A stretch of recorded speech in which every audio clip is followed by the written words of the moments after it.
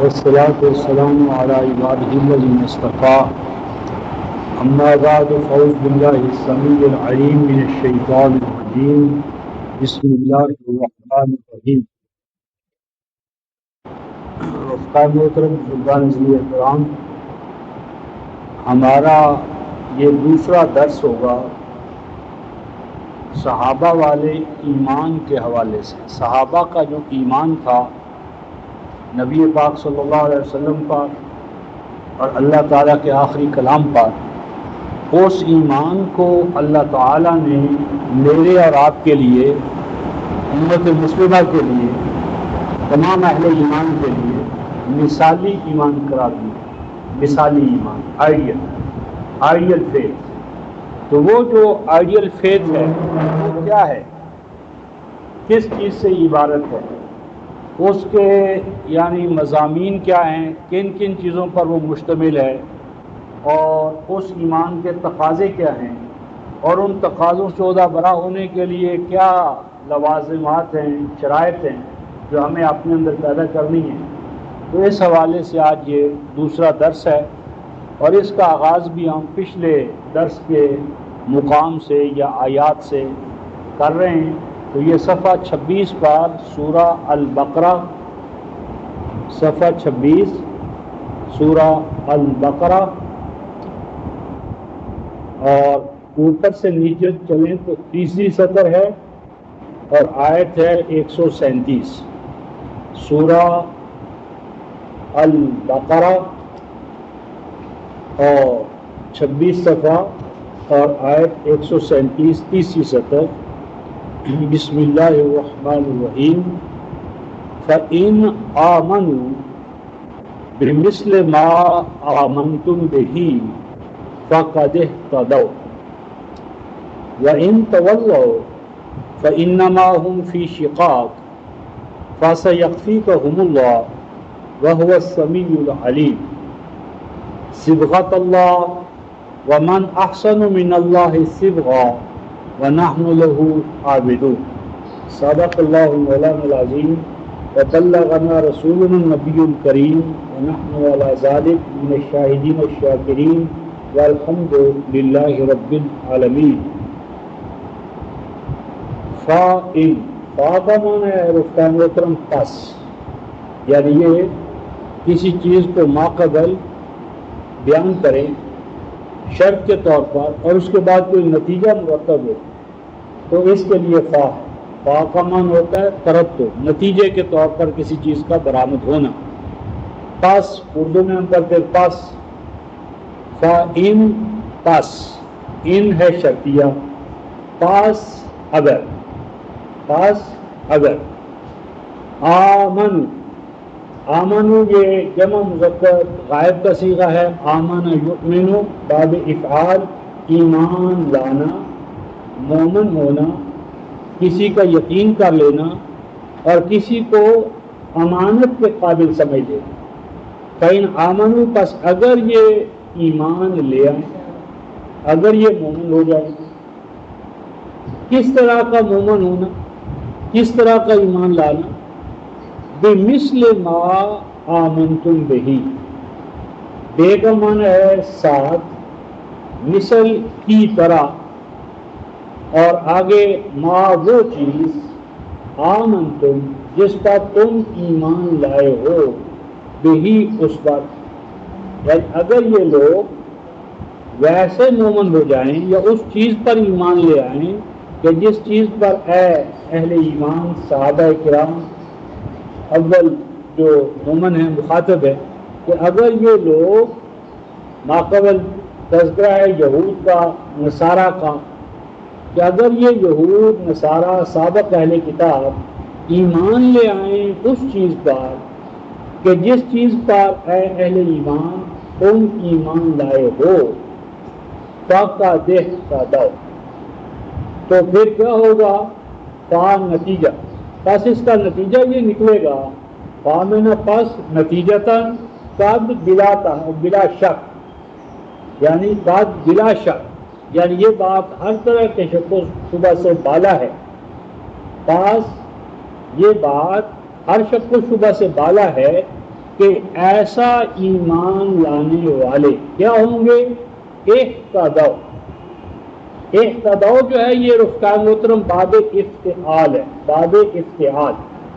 ہدا یہدی باب یعنی مجرد ہے، رہنمائی پانا، رہنمائی حاصل کرنا، رہنمائی کا علم حاصل ہو جائے.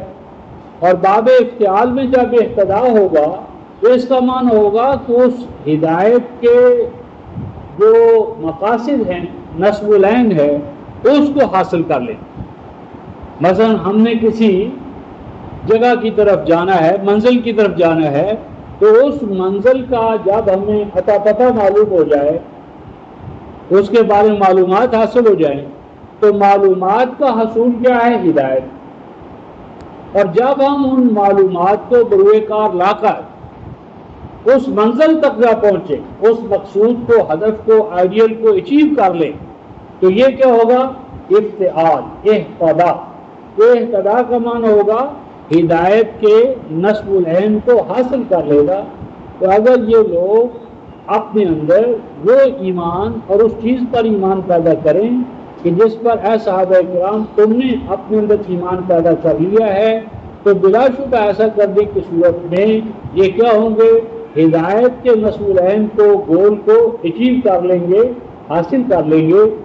اور آپ دوسری بات فرمائی وَإِن تَوَلَّوْا، اور اگر اس ایمان سے، ایسے مثالی ایمان سے یہ تولا کریں، تولا کا یعنی یہ ازداد میں سے ہے. اگر اس کا صلہ بعد میں محذوف ان مانا جائے تو اس کا معنی ہوتا ہے بیک آؤٹ ہو جانا، بیک آؤٹ ہو جانا، انحراف کرنا، کنی کترا جانا. اور اگر لام کے حوالے سے ہو تو کسی کی طرف رخ کرنا. اور اگر ان دونوں کے بغیر ہو تو اقتدار، ولایت حاصل کر لینا. یہاں ان کے مفہوم میں ہے کہ اگر یہ اس دعوت ایمان سے کنی کترائیں، گریز پائی اختیار کریں، گریز کے راستے اختیار کریں، تو پھر کیا ہوگا؟ فَإِنَّمَا هُمْ فِي شِقَاقٍ، تو پھر اس کے نتیجے میں وہ اس میں مبتلا ہو جائیں گے. تو فَإِنَّمَا یہ کلمہ حصر ہے، اس کے سوا کوئی بات نہیں. بات تو بس یہ ہے، یعنی بات تو بس یہ ہے، یعنی اس کا بس منطقی انجام یہ نکلے گا. کیا ہوگا؟ فی شقاق. شقاق شقہ سے رفقائے محترم، شقہ کا اصل معنی کسی بڑے راستے سے چھوٹے چھوٹے راستے، پگڈنڈیاں بنا لینا، بڑی جماعت سے الگ ہو کر چھوٹی چھوٹی ٹکڑیوں میں بٹ جانا. فَإِنَّمَا هُمْ فِي شِقَاقٍ، تو جب اس ایمان جو مثالی ایمان ہے اس سے کنی کترائیں گے تو اس کا نتیجہ یہ نکلے گا کہ شارع حیات سے یہ ہٹے ہوئے ہوں گے، ٹکڑیوں میں بچ جائیں گے، وحدت اور اتحاد ان کی پارا پارا ہو جائے گی. اور پھر اس کا نتیجہ ہے عذاب، تکلیف، ناکامی و نامرادی.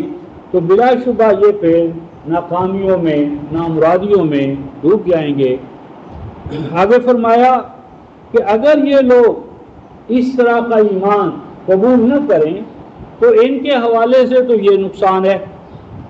اب رہا مسئلہ دائی کا کہ جو اس دعوت ایمان کے حوالے سے آپ کو بلا رہا ہے، مطالبہ کر رہا ہے، تو اگر یہ لوگ اس ایمان کو قبول نہ کریں تو اس کا بھی کوئی نقصان ہے یا کیا ہے، اس کی حیثیت کیا ہے؟ فرمایا فَسَيَكْفِيكَهُمُ اللَّهُ، فرمایا بس کافی ہوگا، کفایت کرے گا تیرے لیے، آپ کے لیے. کہا کا خطاب ہے نبی پاک صلی اللہ علیہ وسلم کو. اور کفا یکفی کافی ہونا، کفایت کرنا، سفیشینٹ ہونا. تو فاسا، فا پاس، سین مستقبل قریب کا یا تحقیق کا، پس لازماً کافی ہوگا آپ کے لیے. اور ہم آیا ہم یعنی ان کے مقابلے میں، یعنی یہ جو تقریب کار اس ایمان سے کنی کترائیں گے، لازمی بات ہے وہ تقریب کاری پر اتریں گے، آپ کو نقصان پہنچانا چاہیں گے، آپ کے مقاصد کے راستے میں روڑے اٹکانا چاہیں گے. تو کوئی بات نہیں، ڈرنے کی بات نہیں. فَسَيَكْفِيكَهُمُ اللَّهُ، تو ان کے مقابلے میں کفایت کرے گا، کافی ہوگا. ہر طرح کا گارڈین، محافظ، نگہبان ہوگا آپ کے لیے کون؟ اللہ۔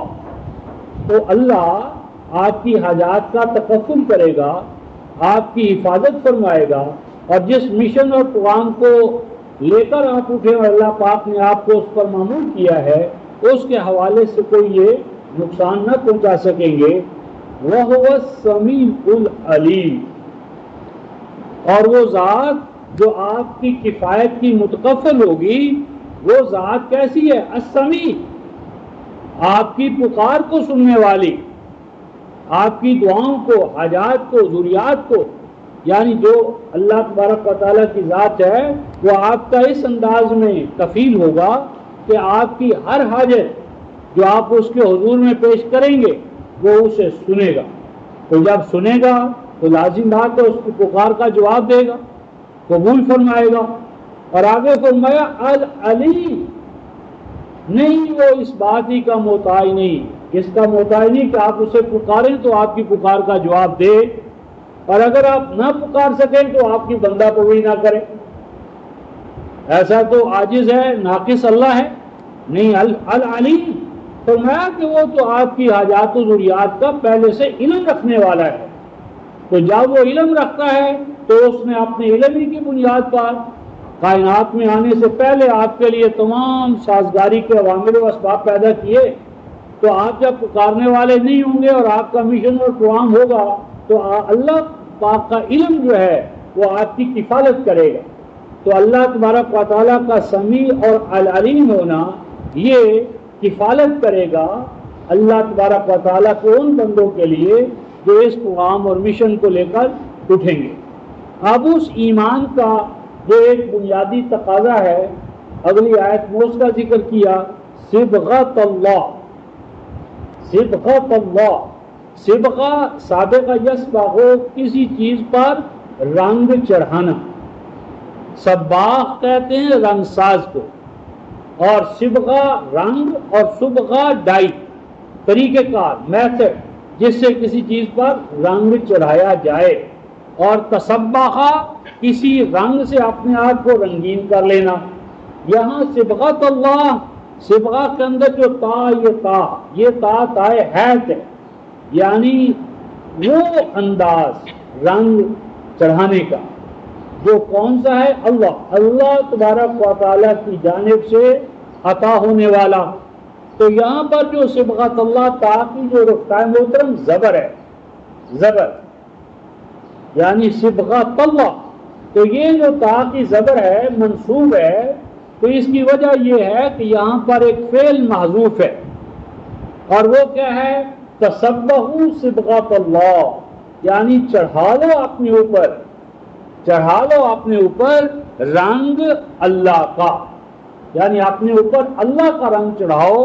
اور اللہ کے رنگ چڑھانے سے قرآن کا جو مقصود ہے، للہ الاسماء الحسنى فادعوہ بہا، یعنی جو اللہ تبارک و تعالیٰ نے اسماء حسنہ یا ایٹریبیوٹس اپنے بیان فرمائے ہیں، وہ دراصل ہمارے لیے نصب العینی حیثیت رکھتے ہیں۔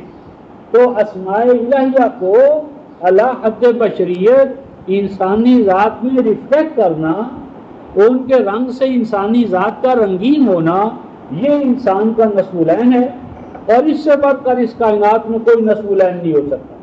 تو اختیار کر لو، چڑھا لو اپنے اوپر اللہ کا رنگ۔ اور کون ہے؟ ومن احسن، اور کون ہے زیادہ حسین و جمیل، احسن سپرلیٹیو کی ڈگری ہے، کون ہے زیادہ حسن و جمال والا، یعنی کوئی بھی نہیں ہے، تو کون ہے زیادہ حسن و جمال والا اللہ کی بنسبت۔ اور آگے فرمایا صبغتاً، یہ تمیز ہے از روئے رنگ کے، یعنی رنگوں میں سے اگر کوئی رنگ مومن کی شان کے ساتھ لگا کھاتا ہے تو وہ صرف اور صرف اللہ تبارک و تعالیٰ کا رنگ ہے۔ وَنَحْنُ لَهُ عَابِدُونَ، اور یہ جو اللہ تعالیٰ کا رنگ انسانی ذات پر، انسانی معاشرے پر، سوسائٹی پر لگانا ہے یا جمانا ہے یا اس سے رنگین کرنا ہے، یہی دراصل عمل عبودیت ہے۔ یعنی اس کے لیے احکام الہیہ کی ماتحت کی اختیار کرنی پڑے گی، احکام الہیہ کے ماتحت چلنا پڑے گا. تو جتنا ہم احکام الہیہ کے اپنے آپ کو ماتحت کریں گے اتنا ہی ہمارے اندر اللہ تبارک و تعالیٰ کا رنگ چڑھے گا.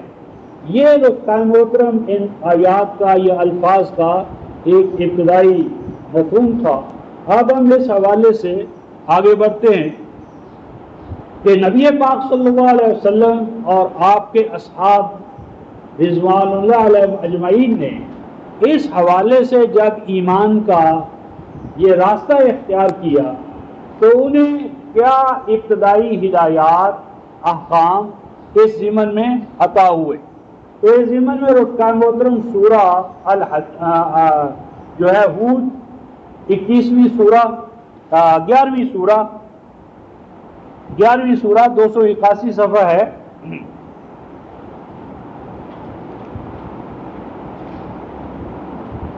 آیت 112 281 صفحہ 112 آیت سورہ ہود. فرماتے ہیں فاستقم کما امرت ومن تاب معك ولا تطغوا انه بما تعملون بصیر ولا ترکنوا الى الذین ظلموا فتمسکم النار وما لکم من دون اللہ من اولیاء ثم لا تنصرون. فرماتے ہیں فاستقیم کما امرت، استقامت یعنی مضبوطی کے ساتھ ڈٹے رہیں. کوئی پروگرام ہے، مشن ہے، اس پر آپ ڈٹے رہیں.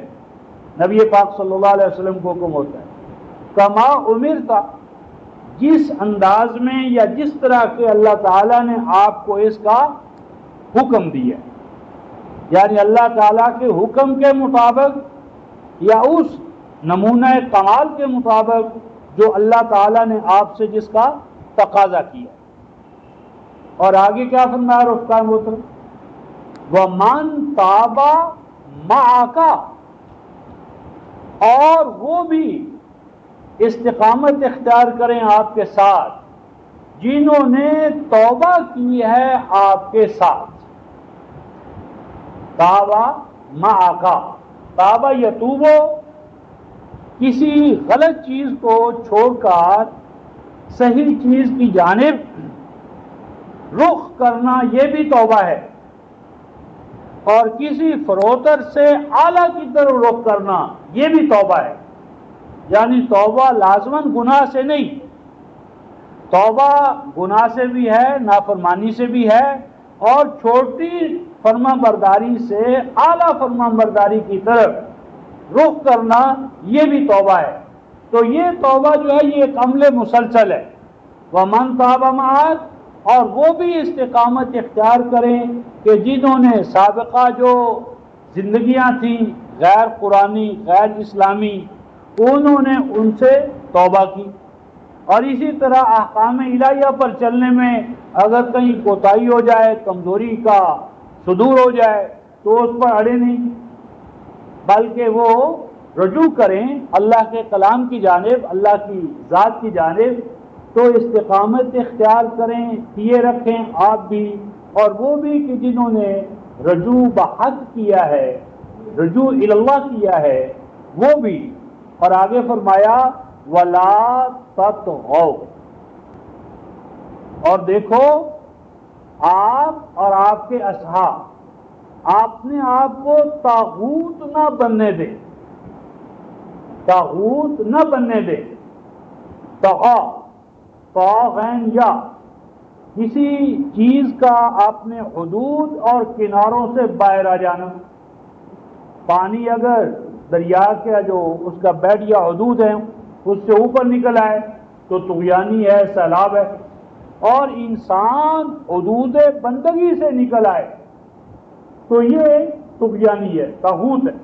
اور قرآن کہتا ہے ان الانسان لیطغی ان رآہ استغنی، جب انسان اپنے آپ کو یہ سمجھنے لگتا ہے کہ میں کسی کا محتاج نہیں ہوں، سارے میرے محتاج ہیں، یہاں سے انسان کے طاغوت بننے کا سفر شروع ہو جاتا ہے۔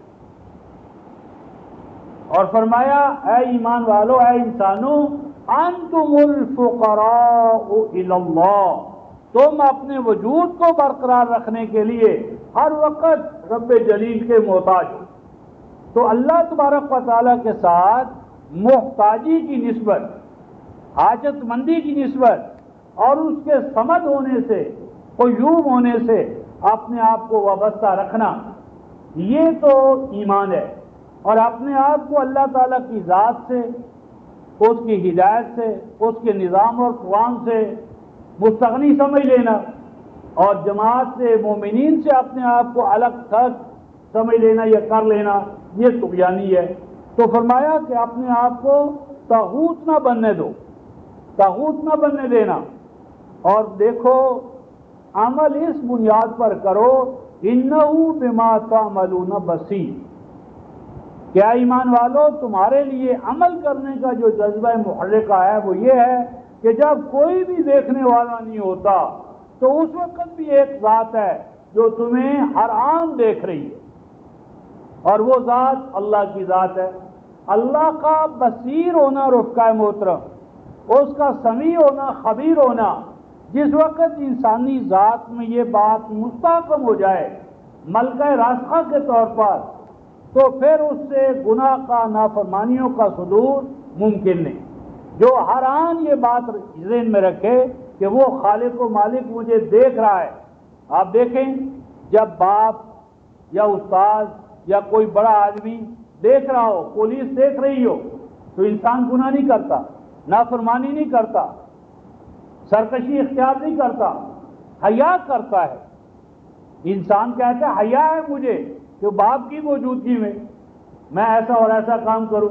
تو جب ایمان مومن اس مراقبے سے گزرتا ہے کہ ہر آن مجھے میرا رب دیکھ رہا ہے، میں اگر اسے نہیں دیکھ رہا تو کیا ہوا، وہ تو مجھے دیکھ رہا ہے، تو جب اللہ کے بصیر ہونے کا ملکہ راسخہ مومن کے قلب میں پیدا ہو جاتا ہے تو اعمال بد کی طرف سے اعمال خیر کی طرف اس کا ہر آن سفر جاری ہو جاتا ہے۔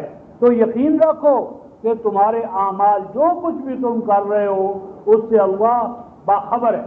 تو یہ جو بصیر ہونا ہے رفقائے محترم، ایک طرف تو انسان کو گناہوں سے روکتا ہے، اور دوسری طرف یہ رفقائے محترم بشارت ہے ایمان والوں کے لیے کہ اے ایمان والو، جو تم کام کر رہے ہو یا کرو گے، جب اللہ اسے دیکھ رہا ہے تو کیسے ہو سکتا ہے کہ تمہارا عمل رائیگاں جائے، ضائع جائے، بے نتیجہ رہے؟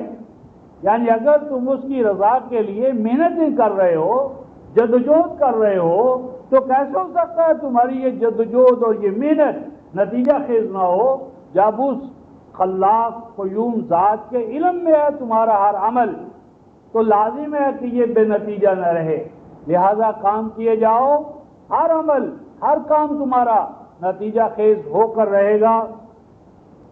اور اس کے بعد فرمایا کہ یہ تو مثبت اور تعمیری بات ہے، اور اب ایک منفی بات کی سنو، وہ کیا ہے؟ وَلَا تَرْكُنُوا إِلَى الَّذِينَ ظَلَمُوا، راکنا الہ، جھکاؤ رکھنا، ایسوسیشن اختیار کرنا، اپنے آپ کو نفی کرنا، ہم نوالا اور ہم پیالہ بنا لینا۔ وَلَا تَرْكُنُوا، اور مت رکنیت اختیار کرو، مت رکنیت اختیار کرنا، یعنی رکنیت ہو، ایسوسیشن ہو، قلب اور قالب کے حوالے سے کسی کے ساتھ لگاؤ ہو، تو نہ جھکانا، رکن بنانا، اپنے آپ کو نفی کرنا، وابستہ کرنا۔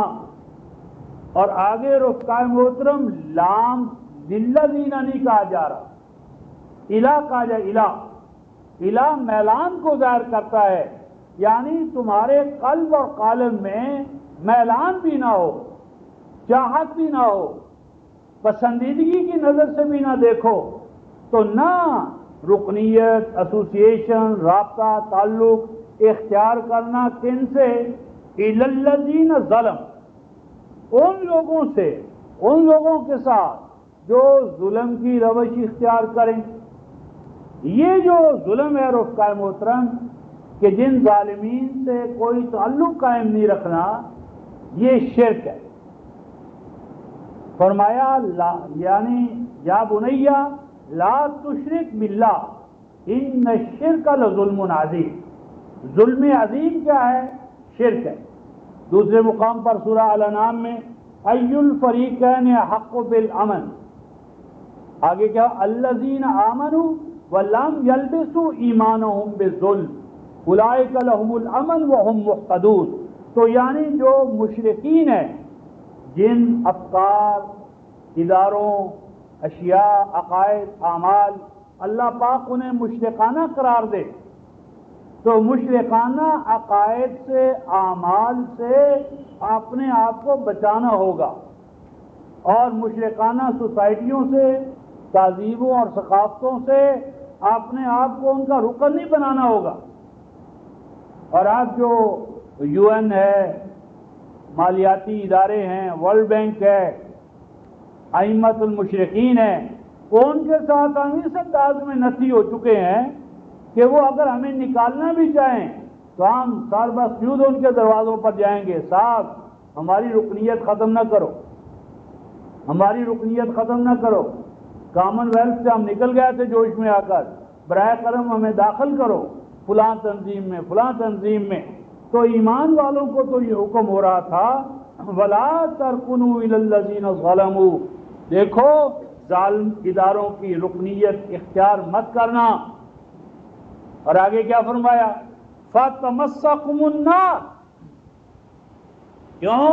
اس لیے کہ جب ان کے شرک کی وجہ سے، ظلم کی وجہ سے ان پر عذاب آئے گا، ان کو ہم سزا دیں گے، تو ایسا نہ ہو کہ اس میں تم بھی شامل ہو، ان کے گھروں میں، ان کے اداروں میں، ان کی ایسوسیشنز میں، ان کے عقائد و اعمال میں، تو اس کا نتیجے میں آگ تمہیں چھو کر رہے گی. یعنی ان کے انجام بد سے تمہیں لازماً دوچار ہونا پڑے گا. اور دیکھو وَمَا لَكُم مِّن دُونِ اللَّهِ مِنْ أَوْلِيَاءَ، تم ظالموں کے ساتھ کیوں اپنے آپ کو ایسوسیٹ کرتے ہو؟ مدد کے لیے، امداد کے لیے. دیکھو اللہ تبارک و تعالیٰ کے ساتھ اپنے آپ کو وابستہ کرو، وہ تمہارا کیا ہے؟ مددگار ہے، ضامن ہے، گارڈین ہے، کسٹوڈین ہے.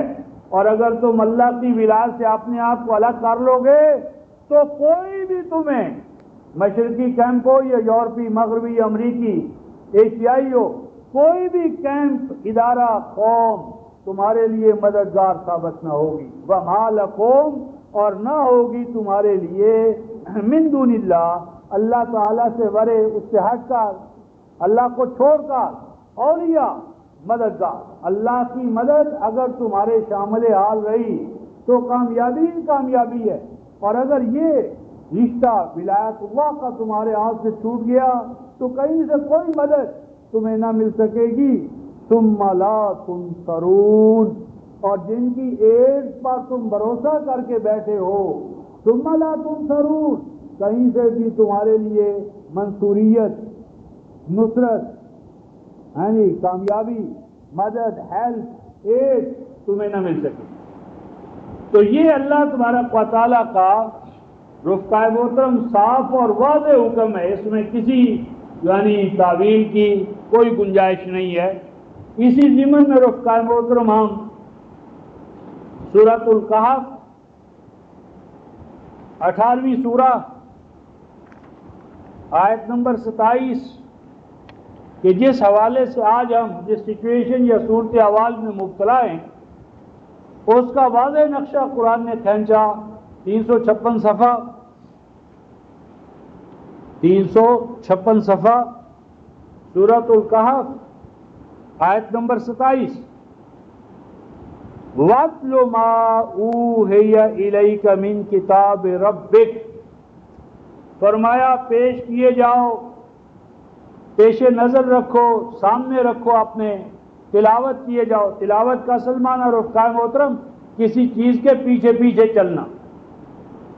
والقمر اذا طلاها، طلا یتلو پیچھے پیچھے چلنا، تو ہماری نظر بھی الفاظ کے پیچھے چلتی ہے جسے ہم کہتے ہیں پڑھنا.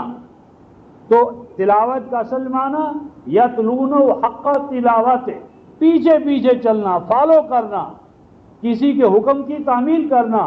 تو فرمایا پیش کرتے رہیں، پیش کیے جائیں، اتباع کرتے رہیں، ما اس چیز کی اوحی الیہ جو وحی کی گئی ہے آپ کی جانب. اور جو وحی کی گئی ہے آپ کی جانب وہ کیا ہیں؟ بہت سی کتابیں ہیں.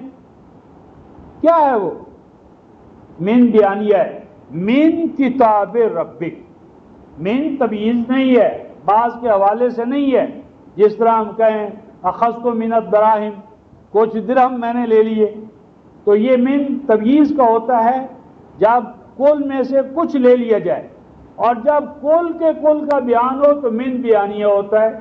وَاجْتَنِبُوا الرِّجْسَ مِنَ الْأَوْثَانِ، تو الرجس کیا یعنی اوثان میں سے. تو یہاں پر من بیانیہ ہے، تمییز کا نہیں ہے. اگر بعض کا ہوگا تو اس کا معنی ہوگا کہ کتاب کے بعض پر عمل کرو، بعض کی کتاب تلاوت کرو اور بعض کی تلاوت نہ کرو. تو یہ تو منشا اور مراد الہی کے خلاف ہے. تو من ہے بیانیہ، یعنی وہ کیا ہے جو آپ کی جانب وحی کی گئی ہے یا کیا گیا ہے؟ تیرے رب کی کتاب، دستور حیات. اور وہ کیسا دستور حیات ہے رفقائے محترم؟ لا مبدل لکلماتہ. لا جو ہے رفقائے محترم یہ لائے نفی جنس ہے. لا کبھی نافیہ ہوتا ہے اور کبھی جنس کی نفی کرتا ہے. دونوں کی پہچان یہ ہے کہ اگر لا کے بعد اسم نکرہ آئے اور اس پر ایک زبر ہو، منصوب ہو اور ایک زبر ہو اس پر اور نکرہ ہو، تو وہ جنس کی نفی کرتا ہے. مثلا ہم کہیں لا کتاب عندی، لا کتاب عندی، اس کا معنی میرے پاس کوئی ایسی چیز نہیں کہ جس کو ہم کتاب کہہ سکیں. لا والد فی الدار، گھر میں کوئی بچہ نہیں. لا رجل فی البیت، گھر میں کوئی مرد نہیں.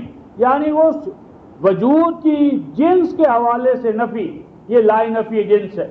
لا مبدلہ، کوئی تبدیل کرنے والا نہیں. اس میں فاعل، نہ ماضی میں نہ مستقبل میں نہ حال میں، نہ جن بشر نبی ولی کوئی بھی. لا مبدلہ، کوئی تبدیل کرنے والا نہیں. کس کے لیے؟ لام کے لیے.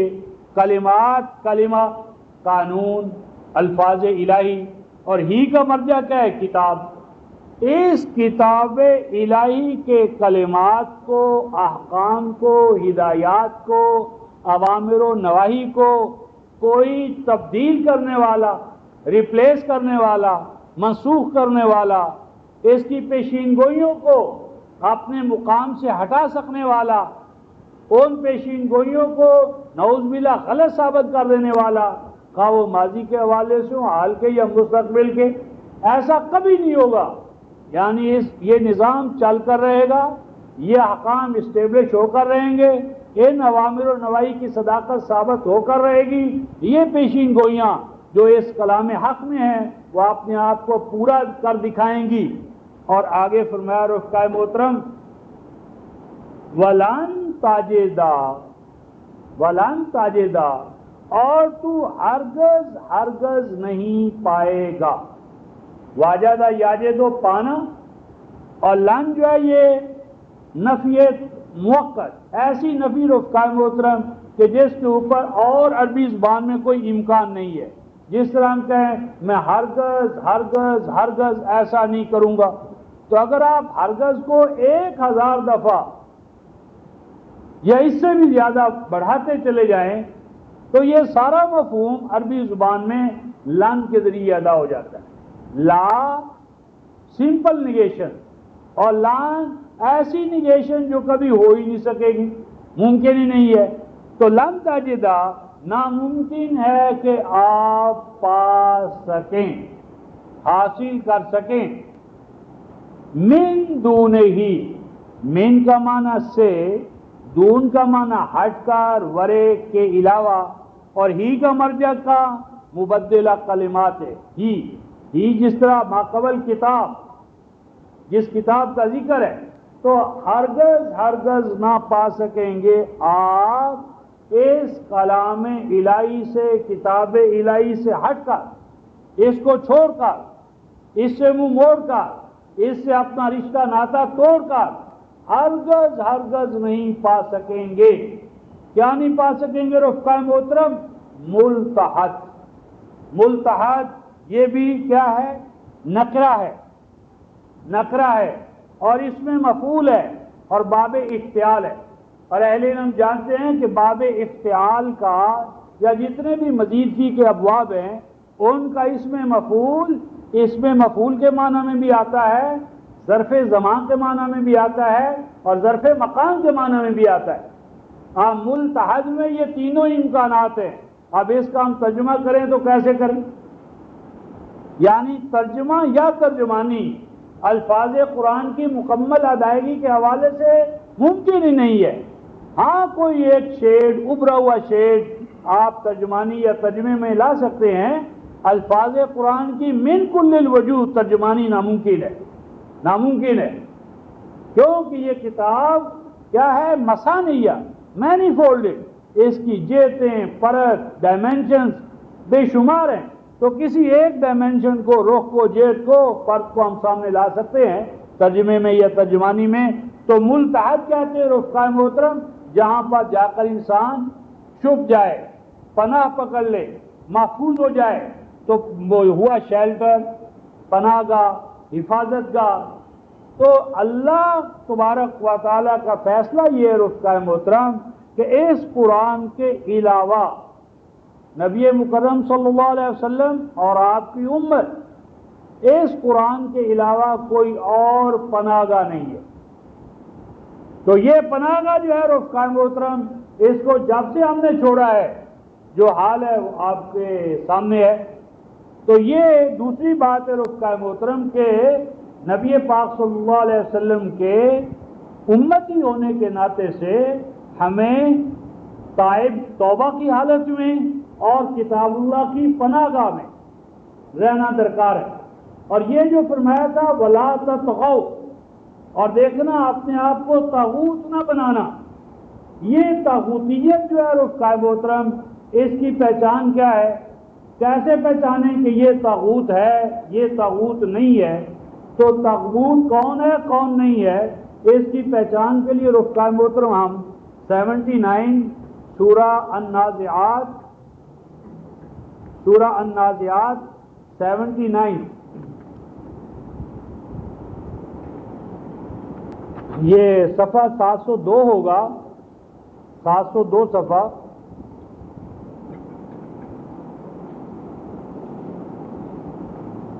دوسری سطر اوپر سے نیچے چلیں، غالباً 37 آیت ہے۔ فَأَمَّا مَنْ طَغَى وَآثَرَ الْحَيَاةَ الدُّنْيَا فَإِنَّ الْجَحِيمَ هِيَ الْمَأْوَىٰ وَأَمَّا مَنْ خَافَ مَقَامَ رَبِّهِ وَنَهَى النَّفْسَ عَنِ الْهَوَىٰ فَإِنَّ الْجَنَّةَ هِيَ الْمَأْوَىٰ۔ فرماتے ہیں فَأَمَّا مَنْ طَغَىٰ، فرمایا پس وہ شخص، وہ جماعت، وہ شخص، اشخاص، جماعت کیا؟ طغیٰ، جو حدود سے باہر نکل جائے، حدود شکن ہو جائے۔ یعنی اللہ تعالیٰ نے ہر چیز کے لیے حدود ٹھہرا دی ہیں۔ ہمارے لیے حدود کیا؟ حدود بندگی، عبودیت رب، ما خلقت الجن والانس الا لیعبدون۔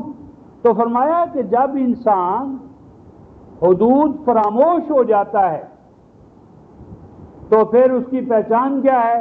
وَآثَرَ الْحَيَاةَ الدُّنْيَا، تو وہ حیات دنیا کو ترجیح دیتا ہے۔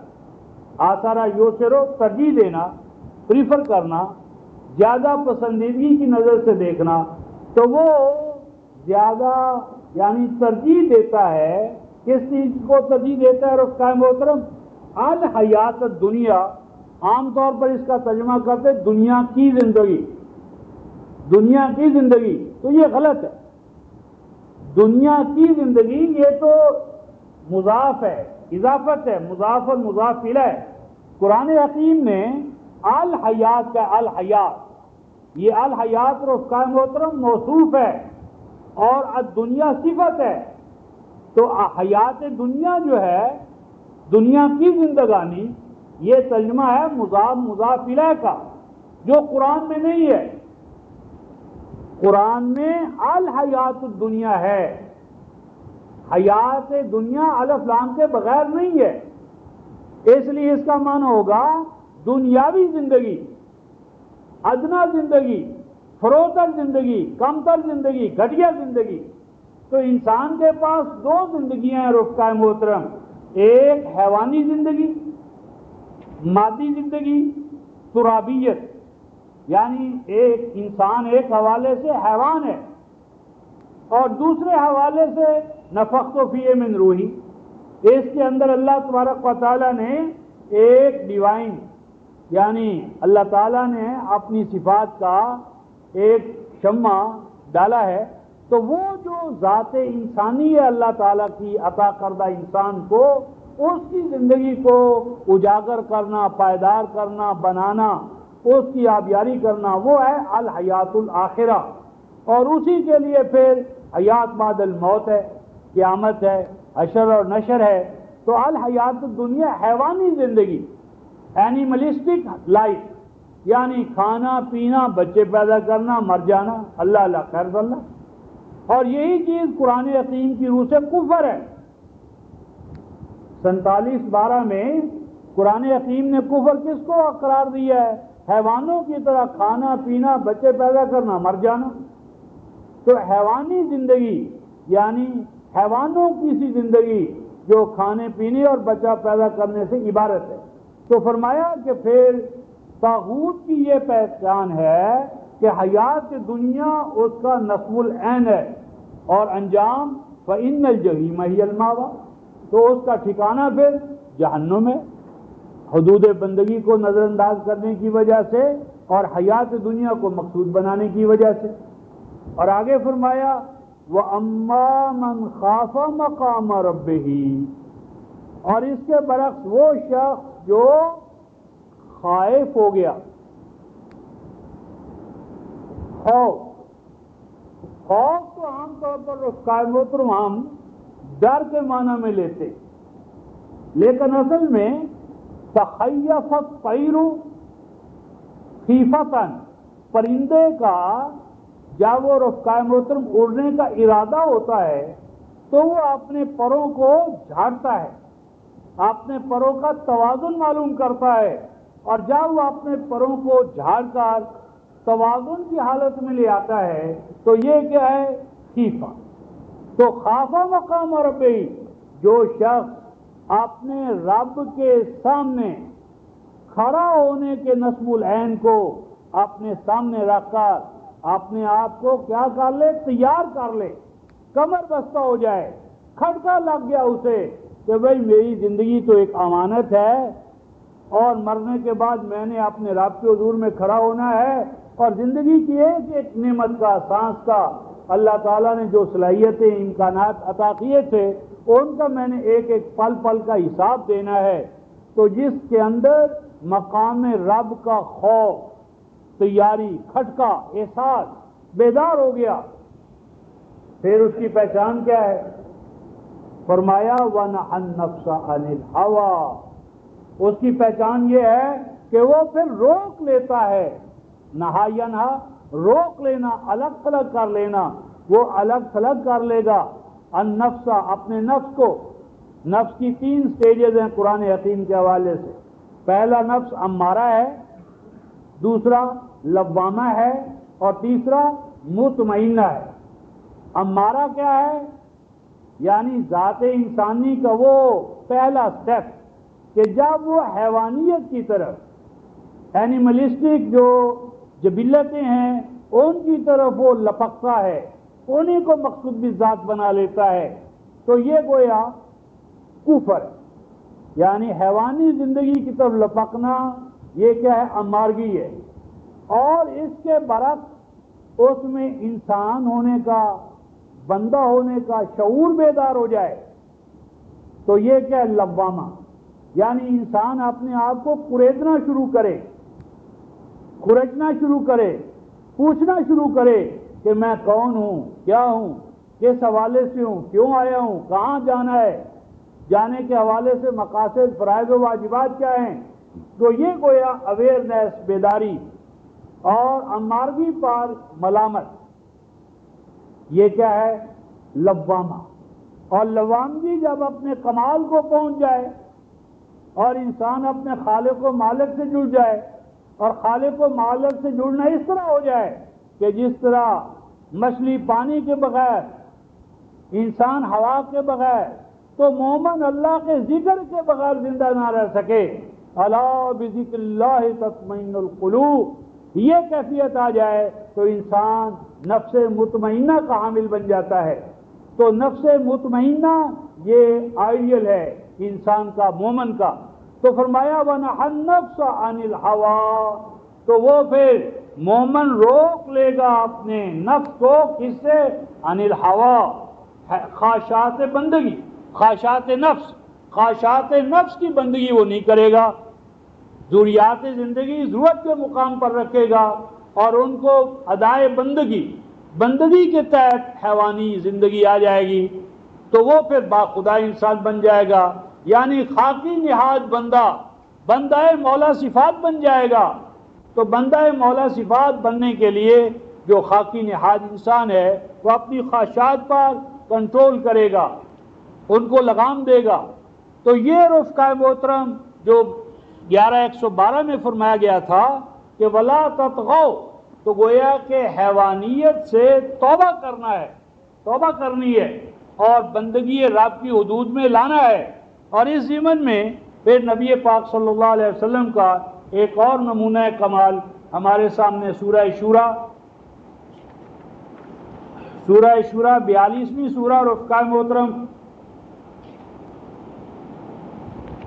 580 صفحہ، دوسری سطح،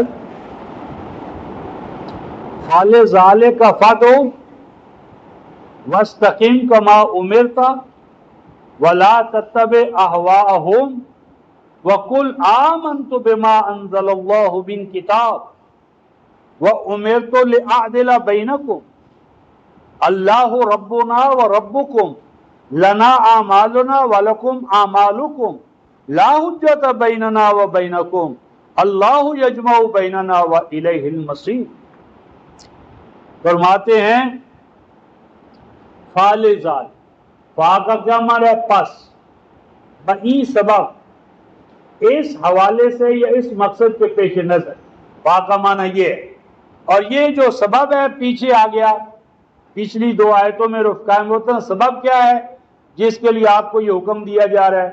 وہ ہے فرقہ واریت، فرقہ واریت، دین کا بٹوارا۔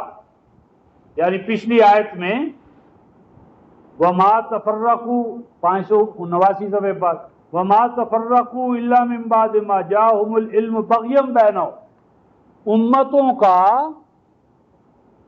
علم کے باغی ہو جانے کے بعد اختلاف اور تفرقے میں مبتلا ہو جانا، دین کو باہم بانٹ لینا، امت کا ٹکڑیوں میں تقسیم ہو جانا، یہ بٹوارا ہے دین کا، یہ چھوٹے چھوٹے ٹکڑوں میں تقسیم ہو جانا ہے امت کا۔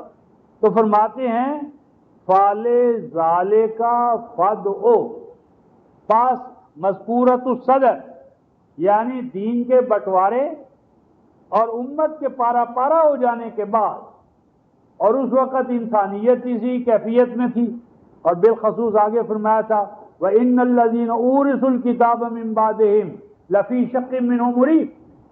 اختلاف و تفرقہ کا اگلا نتیجہ کیا ہے؟ جو کتاب کے وارث بنائے ہیں، وارث بنے ہیں، جو اپنے آپ کو کتاب کا، قرآن کا وارث کہتے ہیں، فرمایا کہ اگر ان کو تم قریدو، ان کو ذرا کھنگالو، ان سے ذرا تھوڑی سی ڈیبیٹ کرو، گفتگو کرو، تو دیکھو گے کہ وہ تو بیچارے خود ہی شکوک و شبہات میں مبتلا ہیں. یعنی بائی برتھ سوسائٹی ماحول کتاب پر ایمان ہے، لیکن کتاب اللہ کے بارے میں شکوک و شبہات چاروں طرف سے ان کو گھیرے ہوئے ہیں. تو یہ شکوک و شبہات میں گھری ہوئی امت کو، اختلاف و تفرقہ میں پلی ہوئی امت کو اس دلدل سے نکالنے کے لیے، یعنی شکوک و شبہات کی جگہ پر یقین اور اختلاف و تفرقہ کی جگہ پر وحدت و اتحاد، یہ مقاصد ہیں فعل ذالے کا. پس اسی مقصد کے پیش نظر یا اسی سبب کیا کریں آپ؟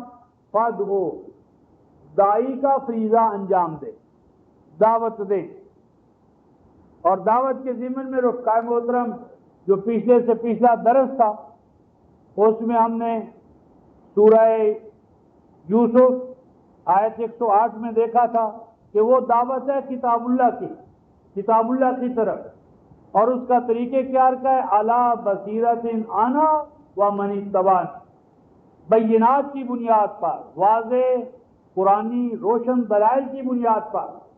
اور پھر 16:125 میں دیکھا تھا کہ وادو الی سبیل ربک، سبیل رب کی طرف دعوت دو بالحکمہ والموعظۃ الحسنہ، حکیمانہ انداز میں. تو فرمایا کہ بس آپ دعوت کتاب اللہ کے لیے، دعوت قرآن کے لیے کھڑے ہو جائیں، اس ڈیوٹی اور فریضے کو انجام دینے کے لیے آپ کھڑے ہو جائیں. اور آگے کیا فرماتے ہیں رفقائے محترم؟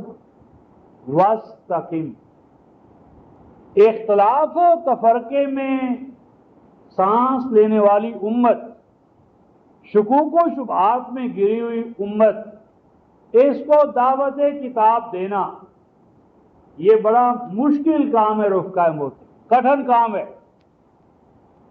اتنا مشکل اور کٹھن کہ رسول پاک صلی اللہ علیہ وسلم کو اس کی اہمیت کا احساس دلانے کے لیے ارشاد ہو رہا ہے وَاسْتَقِمْ كَمَا أُمِرْتَ،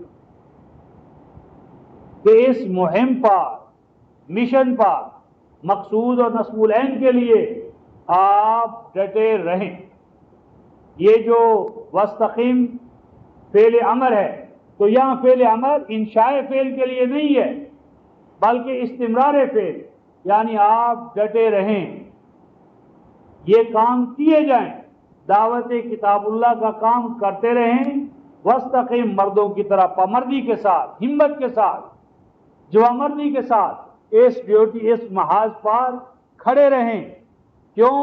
کما امرتا، آپ کو یہی حکم دیا گیا ہے. یعنی اختلاف و تفرقے کو ختم کرنے کے لیے ایک ہی رفقائے محترم اساس ہے، اور وہ ہے دعوت الی کتاب اللہ. کتاب اللہ کی اساس کو چھوڑ کر رفقائے محترم کسی شخصیت کی اساس پر یہ امت متحد نہیں ہوگی. کتابوں سے اٹھو تاکہ اللہ کی کتاب کے ساتھ جڑو، اور شخصیات سے اٹھو تاکہ محمد رسول اللہ صلی اللہ علیہ وسلم کی شخصیت اسوہ کمال کے طور پر سامنے آ جائے. بس کتابوں سے اٹھو، کتاب اللہ کے پاس جاؤ، شخصیات سے اٹھو، اللہ کے رسول کی شخصیت کو آئیڈیل بناؤ، اور بس. فرمایا اور اس کام پر، اس مشن پر مضبوطی کے ساتھ ڈٹے رہیں. کیوں؟ اس لیے کہ آپ سے یہی تقاضا کیا گیا ہے، آپ کو اسی کام پر مامور کیا گیا ہے. اور آگے فرماتے ہیں رفقائے محترم وَلَا تَتَّبِعْ أَهْوَاءَهُمْ، اور مت پیچھے چلے، اور مت پیچھے چلنا، اور مت اتباع کرنا، مت فالو کرنا، مت قابل لحاظ اور قابل اعتبار سمجھنا. کیا؟ احواءہم، احوا ہوا کی جمع ہے جس کا معنی خواہشات، پسند و ناپسند. اور ہم کا مرجع کون ہے رفقائے محترم؟ ما قبل ان الذین اورثوا الکتاب من بعد، یعنی شکوک و شبہات میں مبتلا امت، شکوک و شبہات میں مبتلا علماء، فرقے، گروہ. یعنی امت جب گروہ میں مبتلا ہوئی، فرقوں میں مبتلا ہوئی، تو فرقہ وارانہ یا فرقہ واریت کے غالب آ جانے کے بعد کے جو مصنفین ہیں، کتابیں ہیں، ان سے تمہیں کبھی یقین نہیں ملے گا۔ جو خود یقین سے محروم ہے وہ ہمیں یقین سے کیا ہمکنار کرے گا؟ جو خود فرقہ واریت کا مارا ہوا ہے وہ امت کو متحد کیا کرے گا؟ تو احواہم، ہم سے مراد ہیں فرقہ واریت کے ترجمان، فرقہ واریت کے نمائندے، فرقہ واریت میں ڈوبے ہوئے مصنفین۔ تو ولا تتبع احواہم، اور مت خیال کریں، مت لحاظ کے قابل سمجھیں ان کی پسند و ناپسند روایات، قصے، کہانیاں، جو کچھ انہوں نے گھر رکھے ہیں کتاب اللہ سے ہٹ کر۔ اور آگے فرماتے ہیں وَقُلْ، اور اعلان فرما دیں، حلل اعلان بمانگے دول یہ بات کہہ دیں۔ کیا کہہ دیں رفقائے محترم؟ آمنتو، میں تو ایمان لے آیا ہوں، میں تو امن میں آ گیا ہوں، میں تو ہر طرح کے یعنی شک شبہ اب کسی حوالے سے، یعنی میں تو ہر حوالے سے امن میں، اطمینان میں، ایمان میں قائم ہوں، میں تو مومن ہو گیا۔ کس چیز پر، کس حوالے سے، کس کی اساس پر؟ بما انزل اللہ، اس اساس یا چیز کی بنیاد پر کہ جسے نازل کیا اللہ نے۔ اور اللہ نے کیا نازل کیا ہے؟ بہت سی کتابیں نازل کی ہے نبی پاک صلی اللہ علیہ وسلم پر۔ یہاں بھی وہی بات ہے کہ یہاں بھی من بیانیہ ہے، من تمییز کا نہیں ہے۔ اگر من تمییزیہ ہوگا تو مان ہوگا کہ بعض پر ایمان لاؤں اور بعض پر ایمان نہ لاؤں، تو یہ تو کفر ہے۔ اس لیے من بیانیہ ہے کہ میں اس کتاب الہی پر ایمان لایا جو اللہ تعالیٰ نے میری طرف نازل کی، یعنی میں اللہ تعالیٰ کی طرف سے نازل ہونے والے قرآن پر ایمان لایا، جس طرح سورہ البقرہ میں فرمایا آمن الرسول بما انزل الیہ من ربہ والمؤمنون کل آمن باللہ۔ رسول بھی مومن ہے کتاب کا، ایمان والے بھی مومن ہیں الکتاب قرآن پاک پر، یا ایھا الذین آمنوا کے زمرے میں دونوں کو شامل کر لیا۔ تو فرمایا میں تو ایمان لے آیا، اور آگے فرماتے ہیں وَأُمِرْتُ، اور مجھے تو حکم دیا گیا ہے۔ پہلا حکم رفقائے محترم ایمان بالکتاب کے بعد فرقہ واریت کے ماحول میں پہلا کام کرنے کا کیا ہے رفقائے محترم؟ وَأُمِرْتُ، اور مجھے تو حکم دیا گیا ہے۔ کیا حکم دیا گیا ہے رفقائے محترم؟ لِأَعْدِلَ بَيْنَكُمْ، لِأَعْدِلَ بَيْنَكُمْ، اس عادل بینکم کے ایک لفظ میں رفقائے محترم کیا دنیائیں آباد ہیں۔ پہلا ان الفاظ کا تقاضا یہ ہے کہ پہلا جو سوسائٹی کو صحت پر قائم کرنے کا تقاضا ہے، حکم ہے، وہ کیا ہے رفقائے محترم؟ عدل ہے۔ عدل، عدل کا معنی صرف جسٹس نہیں ہے، عدل کا معنی ہوتا ہے برابری۔ عدل و ظالے کا سیامہ، عدل جو میزان یا ترازو ہے رفقائے محترم، تو اس کے پلے کو، ہر پلہ دوسرے کے لیے عدل ہے۔ عدل کا اصل معنی ہے مساوات، ایکویلٹی، برابری۔ یعنی پہلی چیز جو نوع انسانی میں، امت میں قائم کرنا مطلوب ہے رفقائے محترم، وہ کیا ہے؟ برابری، مساوات، قانون کے سامنے، نظام کے سامنے، اللہ کے سامنے، اس کی کتاب کے سامنے تمام انسان، تمام اہل ایمان برابر ہے، ان میں کوئی ادنا اور اعلیٰ نہیں ہے، ہاں جی، اعلیٰ اور برتر، گھٹیا اور ادنا نہیں، مساوات۔ اور دوسرا ماقبل چونکہ ذکر تھا فرقوں کا، لہذا داعی کو چاہیے کہ وہ کسی کی فرقے کے ساتھ نہ ہو، وہ سب کو برابر رکھے، کوئی بھی اللہ میاں کی گائے نہیں ہے، یعنی یہ فرقہ ہو یا وہ فرقہ، یہ ہو یا وہ، سبھی مریض ہیں، تو سب مریضوں کے ساتھ یکساں سلوک کرے، کسی کی طرفداری نہ کرے، جنبداری نہ کرے، اقلیت اور اکثریت کو معیار نہ بنائے، سواد اعظم کو معیار نہ بنائے، اس کا ساتھ دے، جو اللہ کی کتاب کے ساتھ ہے اس سے اپنے آپ کو کاٹ لے، جو اللہ کی کتاب سے ہٹا ہوا ہے تو معیار حق و باطل اللہ کی کتاب ہے۔ اللہ الذی انزل علیک الکتاب بالحق والمیزان، میزان اللہ کا قرآن ہے۔ تو فرمایا مجھے حکم دیا گیا ہے کہ میں اس میزان قرآن پاک کے حوالے سے تمہارے مابین کیا کروں؟ مساوات قائم کروں، برابری قائم کروں، اونچ نیچ کو ختم کروں اور کسی فرقے کی طرف مت جھکوں اور سب کو اللہ کی کتاب کی طرف جھکاؤں۔ اور آگے کیا فرمایا رفقائے محترم، اس کام کو کرنے کے لیے طریقہ کار کیا ہے؟ فرمایا اللہ ربنا وربکم، عدالت کے بعد دوسری بنیادی جو ضرورت ہے انسان کی رفقائے محترم وہ ربوبیت ہے۔ اللہ رب العالمین ہے، وہ رب الاغنیاء والمترفین والمستکبرین نہیں ہے، رب کل شے ہے، رب العالمین ہے۔ تو اللہ کو رب العالمین مانو، اپنا بھی ہمارا بھی، یعنی تم ہو یا ہم، سب اللہ کی ربوبیت پر پلنے والے ہیں۔ اللہ تعالیٰ نے ربوبیت کے حوالے سے جو وسائل پیدا کیے ہیں وہ سب کی فلاح اور ربوبیت کے لیے انہیں کھلا رہنا چاہیے۔ تو وسائل ربوبیت جتنے بھی ہیں وہ کیا ہیں؟ قدر فی اقواتا فی اربعۃ ایام سواء للسائلین، وہ تمام حاجت مندوں کے لیے برابر۔ تو ربوبیت کے وسائل سب کے لیے کھلے ہوں، عدل کا قیام ہو، ربوبیت کے وسائل سب کے لیے وقف ہوں، کھلے ہوں، اور انسانی ذات کی جو پہچان ہے وہ کس بنیاد پر ہو؟ لنا اعمالنا ولکم اعمالکم، انسان کی پہچان اس کا عمل ہو، جتھا، گروہ، فرقہ، قبیلہ، خاندان، جغرافیہ، نسل اور خون یہ پہچان نہ ہو۔ انسان وہ ہے جو وہ عمل کر رہا ہے، نہ وہ جو وہ اپنے آپ کو کہتا ہے یا جس طرح منسوب کرتا ہے۔ تو دوسرے لفظوں میں یعنی ہمیں اور تمہیں عمل میں لگ جانا چاہیے، تمہاری فلاح کے لیے تمہارا عمل، ہماری فلاح کے لیے ہمارا عمل۔ تو عمل جو ہے وہ مدار نجات ہے، تمہارے لیے تمہارے اعمال اور ہمارے لیے ہمارے اعمال۔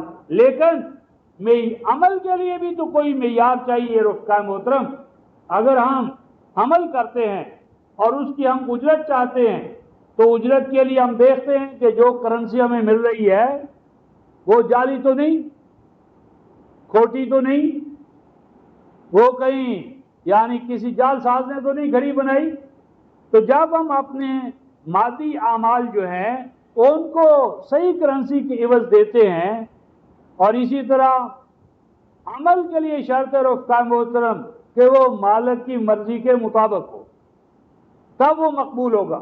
ہم کسی گھر میں چلیں، بیٹھیں، وہاں کئی اینٹیں پڑی ہیں، ہم جوش میں آ کر ان اینٹوں کو ایک جگہ سے دوسری جگہ رکھ کر تھکا دیں اپنے آپ کو، یعنی پسینے سے شرابور ہو جائیں، تو ہمیں کوئی بدلہ نہیں ملے گا، بلکہ ہو سکتا ہے الٹا مالک ہم سے ناراض ہو جائے۔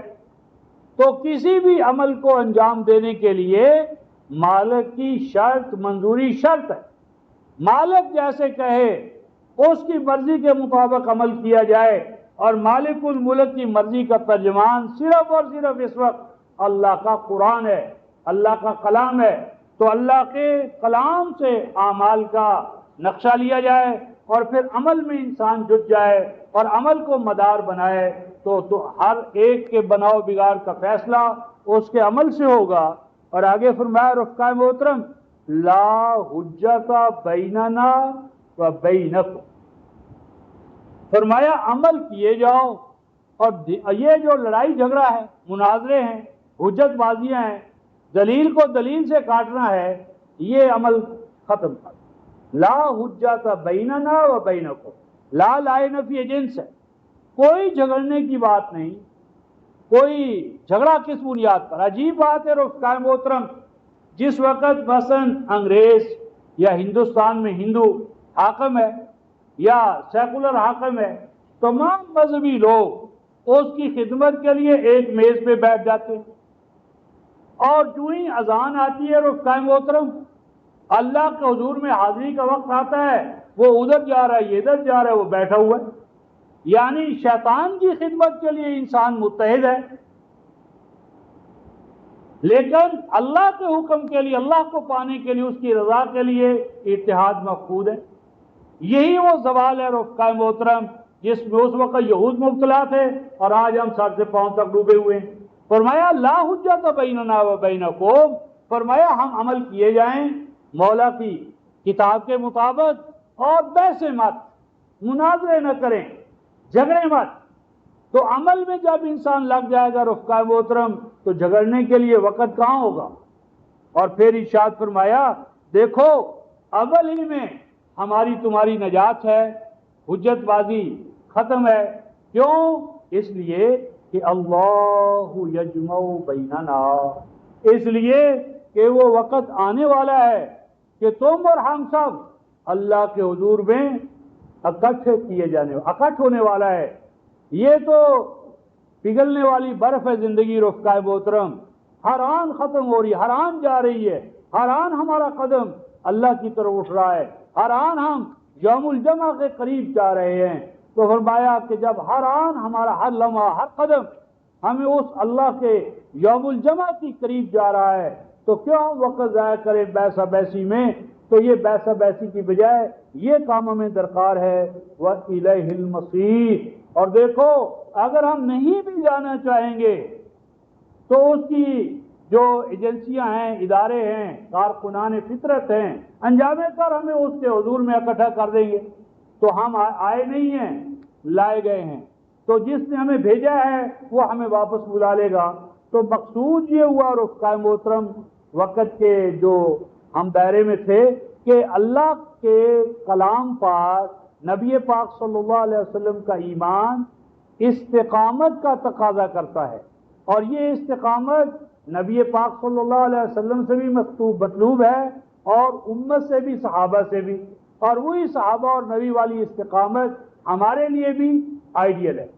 نمبر 2، ہر وقت توبہ کی حالت میں رہنا۔ نمبر 3، اپنے آپ کو طاغوت بننے سے روکنا، اور جو افراد اور ادارے ظلم یعنی شرک پر قائم ہیں ان سے اپنے آپ کو ڈس ایسوسیٹ کرنا۔ اور اگلی بات، دعوت کتاب اللہ کے لیے اپنے آپ کو ہر وقت تیار رکھنا، قیام عدل کے لیے جدوجہد کی حالت میں ہونا، ربوبیت عالمینی کے قیام کے لیے جدوجہد کی حالت میں ہونا، عمل کو اساس نجات ماننا، اور دلیل اور حجت بازی کی بجائے، مناظروں میں وقت ضائع کرنے کی بجائے نوع انسانی کو اللہ کے حضور کی جو حاضری ہے اس کی اساس پر ان کی خدمت کے لیے اپنے آپ کو وقف کرنا، یہ رفقائے محترم صحابہ کا آئیڈیل تھا۔ اللہ پاک مجھے اور آپ کو اسی آئیڈیل پر قائم ہونے کی توفیق عطا فرمائے۔ اسی موضوع کو آگے چلائیں گے۔ آخر دعوانا ان الحمدللہ۔